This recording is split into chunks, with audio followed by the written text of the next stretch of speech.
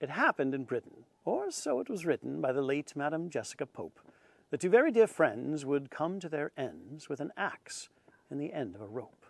Now one's name was Darrell, and the other Sir Duane, and friends they had been since their birth.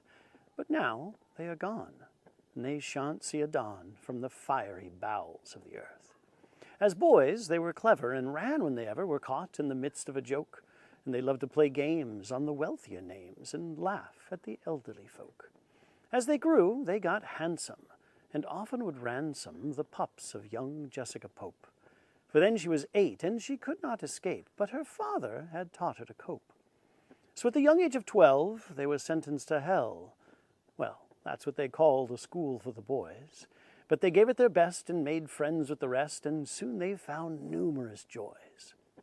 Like tripping the teacher, and pantsing the preacher, and stealing their liquor and gin. 6 years had gone by, and those teachers had tried, but those poor people just couldn't win. So at the age of 18, they said farewell to the dean as he looked to the heavens with thanks, and he bid them goodbye, and he gave a deep sigh as he prayed for an end to their pranks. Well, home they were sped, with a fond look ahead at the homes they remembered so well, where the soup in the pot was always served hot when they came at the call of the bell. Well, they rode into town, and they looked all around, and everything seemed just the same. For though they had grown, the town and their homes always this way had remained. Well, a party was thrown at Sir Duane's humble home. That's the estate out at Manchester Glen. And the town was invited, and all were delighted that the boys had now both become men. "'Twill be an end to their jokes," cried the wealthier folks. "Maturity alters our fates." And they all cried hooray as Sir Darrell and Duane promptly appeared at the gates. Well, they said salutations and gave explanations of the school and the knowledge they learned. Then they said their adieus and looked rather amused that the townspeople seemed so concerned. Well, a week or two passed, and the boys said at last, "It's time that we started our fun." So when the sun had gone down, they walked through the town, and they looked for a practical pun. Darrell said with a grin, "I think we'll begin on a classical joke on a friend. Remember Jessica Pope? With her pups we can cope, and we'll come to a profitable end." Well, they crept to her house, and quiet like a mouse, found the pen of the pups they desired. Duane said with a moan, "My God, but they've grown." But Darrell said that no care was required. Well, the hounds gave a howl, and they made a deep growl, and a thunderous rumble they made, and their breath could be seen, and their eyes seemed to gleam, and the boys could not make them behave. Well, one bit Sir Darrell, and the other Sir Duane, and they ran like the wind in a storm. "These hounds are from hell!" Duane cried with a yell, as his pant leg was tattered and torn. But by the light of the moon you could see in her room the pride that young Jessica showed. For these hound dogs from hell had been trained rather well to attack at the scent of their clothes. So with Jessica protected by the guard she elected, the boys were quite worse for the wear. They were almost a feast for those horrible beasts. How could she possibly dare? Since we can't get to her, I think you'll concur that her father, the priest, would be fine. So they thought of a plan for that saintly old man, of a horrible, devious kind. They remembered the story of Elizabeth Morey, who had died some years in the past, which wouldn't seem strange, except they found her remains chopped to bits by the blade of an axe. But she wasn't the first, and by far not the worst. The gravedigger killed 12 in all. Oh, they knew it was him. Old Gravedigger Jim lost his mind at the Manchester ball. His love had been spurned, or so it was learned, by Elizabeth Morey and more. And the women of wealth made fun of his health when he fell on the ballroom floor. Well, he drank to forget, and it killed his regret, and his eyes became glossy and cold. He screamed at the crowd. It was dreadfully loud as he turned diabolically bold. He spat on the floor and burst through the door. "This night you will never forget." In the dark of the night, he faded from sight, but his sequence was already set. One by one his vengeance was done, and the Manchester women were dead, and their bodies were found all around town, and the townspeople wanted his head. To the graveyard he'd run when the chase had begun, with the townspeople fast on his tracks. But when they came to the well, it would seem that he fell, for all they found was his hat and the axe. Now some say he's dead, but others have said that his ghost walks the town every night. So, though the thought was quite grim, they dressed up as old Jim for a most unforgettable fright. They crept to the church, and with little research found the priest at the altar alone. Dwayne climbed to the rafter with a hideous laughter, and Darrell made a melodical moan. Well, the priest turned in fright and screamed at the sight of the gravedigger dripping with mold, and the axe that was raised, and Dwayne was amazed as the preacher turned pale and cold. Well, he fell to his knees, and with pitiful pleas he fell to the floor like a stone, and with his last breath he passed unto death, leaving his body and bone. Well, Dwayne climbed to the floor and looked at the horror of the preacher, contorted and pale. "What happened?" he said to Darrell with dread. "And does this mean that we're going to jail?" "No," Darrell cried. "The man has just died. His heart had grown feeble and weak. We'll just walk away, and tomorrow they'll say that the old man had died in his sleep." So the boys had their fun, and the deed was done, and the townspeople ne'er did suspect. They found the priest dead, and with sorrow they said that he died in his sleep, with respect. But Jessica was shrewd and in a maniacal mood, and the boys were befuddled with fear. Could she possibly know? It couldn't be so, but she watched them with torturous tears. So the boys kept their distance, and with jokes were resistant, and let time lower tensions in town. And like they intended, suspicion was suspended as Jessica calmed herself down. As time marched ahead, the jokes, it was said, became fewer and farther between, and after some time their lives were sublime, for they had quite a royal routine. For with their manner well merited, estates they inherited from their parents, who had soon passed away. Oh, and in case you were asking of their manner in passing, it was natural, or at least so they say. Well, anyway, you see, the boys were now free to live the lives of wealthy young men. They'd throw masquerades and play their charades in their estates out at Manchester Glen. Their lives were quite fine with their women and wine, but something they both seemed to lack was a woman of grace to enlighten the place, but they knew not the women to ask. All the women in town looked fine in a gown, and a number were willing to wed. But Dwayne said, "If a wife's for the rest of my life, I want a woman with a brain in her head."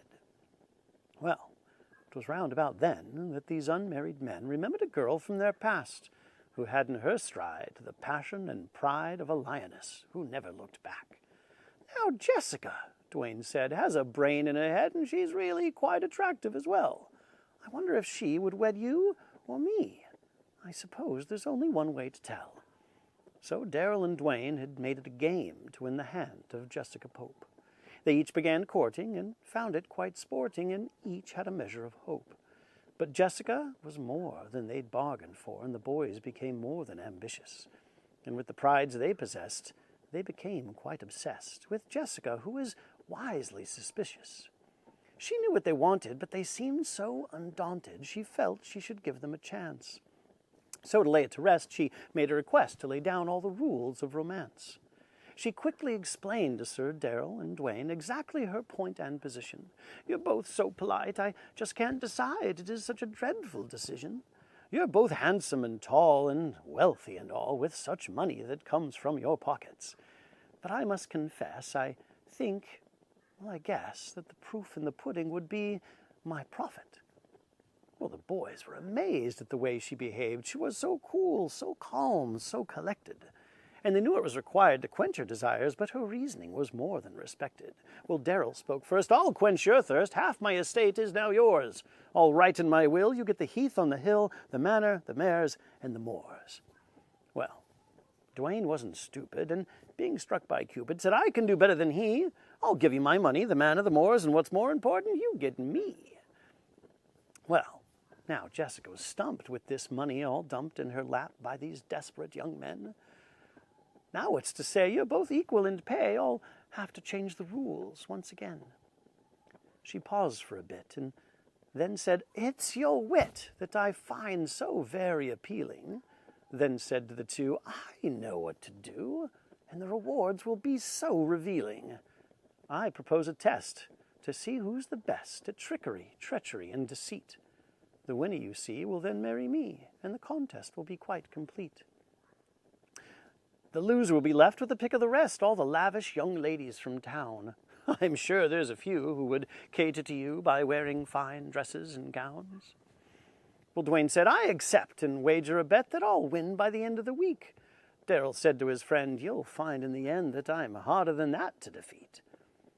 So, these were their rules, and their wits were their tools in a contest to win them their wives. And the boys became rivals in a game of survival for the very first time in their lives.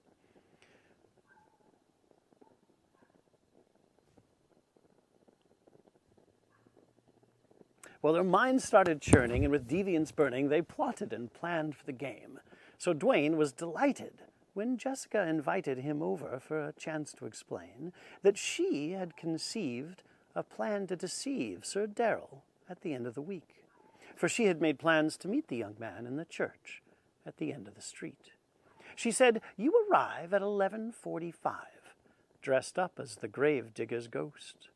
Assuming no mistakes, I'm presuming he'll make a most haunting and horrible host." Well, Dwayne became nervous and said, "It would serve us to be careful with dangerous games. Perhaps the location deserves alteration, considering it's past and your pain." But she said, "If you're bothered by the myth that my father is haunting the horrible place, then forget the whole plan, and we'll let the best man receive the rewards of the race." Well, Dwayne said, "Don't get drastic. I just thought I'd ask it to make sure that you were all right. I'm more than okay with this game to play. I'll hide in the shadows, out of sight." So now 3 played the game, as I have explained, in a wondrous web of deceit. But who's to remain at the end of the game, to be left with the dreadful defeat? So the time was at hand, and Dwayne had his plan and was dressed with the gravedigger's axe. He crouched in confessional right on schedule and had 15 minutes to relax. But with midnight so close, the church was morose with the gargoyles' looks of despair, and deep in the mist a noise did persist like a moaning of souls in the air. The church was deserted, so Dwayne was alerted by the slightest disturbance or sound. At a creak in the floor, he peered out the door to have a quick look all around. He couldn't see well, and above him the bell of the steeple was ringing the halls. And in a flash of lightning he saw something frightening as a thunder crack rattled the walls. For there, at the altar, stood without falter an image of ghostly design. Full clad in white it stood in the night with a wafer and chalice of wine. Dwayne, without breath, thought of demons and death and the vengeance of specters and ghosts.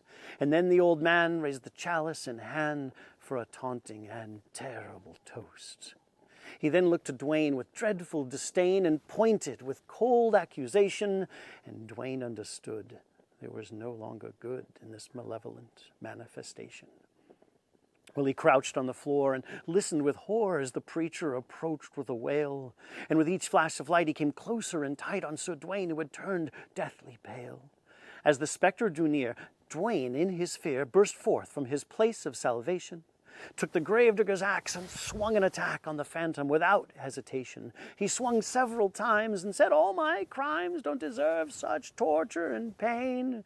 And when finally, at last, he'd finished his task, he was shocked when he saw what remained.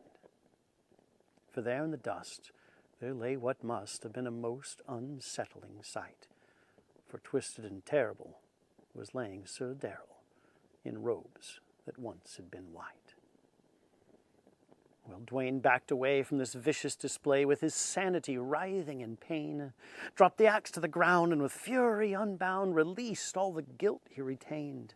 He cursed all their jokes and the wealthier folks, and the boys' school and all of their pranks. He cursed their charades and the money they made with never a thought to give thanks. Then he looked to the skies with sorrowful eyes and said, "Lord, I have made my mistakes." Then he fell to the cross with the thought of his loss and prayed for what penance to take. So there was Sir Dwayne, in his sorrow and pain as his soul rode the winds of remorse. He knew absolution would be the solution, but ne'er would have guessed at the source. For in from the night there came to his sight the image of Darrell, his friend, dressed in the clothes of quiet repose, was the man he had brought to his end. Well, Dwayne stood from his knees and said, "Darrell, please, I'm sorry for what I have done, but you must understand that this was Jessica's plan and that all of this started in fun." But the ghost was relentless and said, "You must end this with penance to God and your soul. Before I will rest, you must grant my request and pay a most terrible toll." Then he looked to the shadows, where a rope from the gallows swung in a cool winter breeze, as though beckoning Dwayne to release all his pain, a most taunting and terrible tease. For now Dwayne's remorse had run a full course and sat heavy and deep in his heart, where all of his sadness would lead him to madness if this world he did not soon depart. So in a dazed depression, he marched in procession and climbed to the top of a pew, put the noose round his neck, and with rueful respect said, "I know what it is I must do." And the dark apparition that helped his decision said, "Thank you, my friend, rest in peace."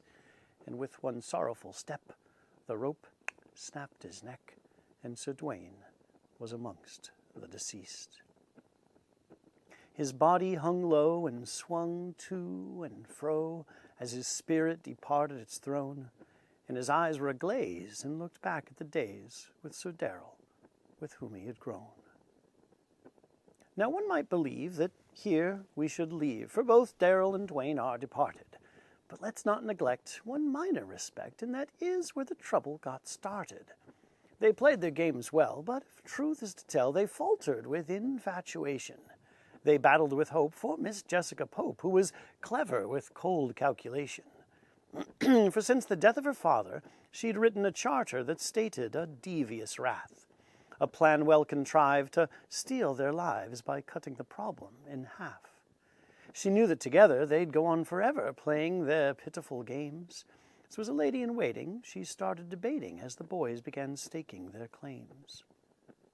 She got their attention, as previously mentioned, and weaseled her way to their wills, then constructed a plan to deceive each man and carefully followed her kills. As they crept to the church and each found a perch, she dressed in an old suit of black. In the ghastly apparel that belonged to Sir Darrell, she waited to see the attack. She thought it was fun as her vengeance was done, and Sir Dwayne took the axe to his friend. As he cried with remorse, she continued her course and followed her plan to the end. In the ghastly apparel she posed as Sir Darrell, and threw coals on the fires of guilt, till Dwayne, drained of hope, swung dead on the rope, thus completing the plan she had built. So the ghost from the night stepped into the light as the chimes of the church bell were rung, and there at the rope was Miss Jessica Pope, as Dwayne, like a pendulum, swung. Lacking lament, she looked calm and content with the grin of a cat and its prey, and on her father's behalf she started to laugh as she looked at the men she betrayed. She said, "You were fools. I used you like tools to achieve all I ever desired. I led you astray, and I really must say that I found very little required. What I really find funny is I'll inherit your money, your estates, and your horses, and more." And then she confessed, "With your death I am blessed. This Sir Darrell and Dwayne I adore." So with pomp and pride she turned with a stride and departed this den of decay. For the bells of the steeple would awaken the people, and she knew that she mustn't delay. She must return to her home and wait there alone for the word that her suitors were dead. Through the dark of the night she faded from sight. Through the moors she now carefully tread. Through trails untraveled her thoughts were unraveled as torrents of wind did arise, that swept through the air with a howling despair like a babble of cackle and cries. Her mind began drifting and sorely was shifting through deeds of the direst sort. She sought her salvation and justification in case the whole thing went to court. She said, though in jest, "Dear Judge, I confess, for the death of these men I'm to blame. But if you heard the whole story, be it gothic and gory, you'd surely see why there's no shame. I'm certainly no threat, and in the end you can bet that this town should be giving me thanks. For all that I've done, and I admit it was fun, was playfully ended their pranks. She laughed with delight as she kept out of sight, with the light from her home just ahead. In the glow of the fire she soon would retire, with the comfort of down in her bed. She surveyed the grounds, and when no one was found, she approached with an air of respect. The look on her face was of style and grace, and her posture was pure and erect. She opened the door and turned to be sure her arrival had not been detected. Then turned to the room, and there, in the gloom, she saw what she sorely neglected. For her mind was so rotten that she had forgotten, while planning the death of her foes, that her hound dogs from hell had been trained rather well to attack at the scent of their clothes. Her death had been short, it read in report. The dogs had been quick and concise. In those the scenes said her clothes were torn clean, and her body was colder than ice. The look in her eyes sent many to cry with the horror they saw in her face, as if the devil himself had stolen her wealth and left her to die in disgrace. So now Jessica's dead, but her father had said, "Remember to live and let live." But with mortal revenge, she gave in the end and became what she could not forgive. So now one can see to live and let be is how Jessica should have existed. But when confronted with hate, she gave in to debate and received what she should have resisted. But each to his own. With this tale I've shown just the late Madam Jessica Pope, and two very dear friends that came to their ends with an axe and the end of a rope.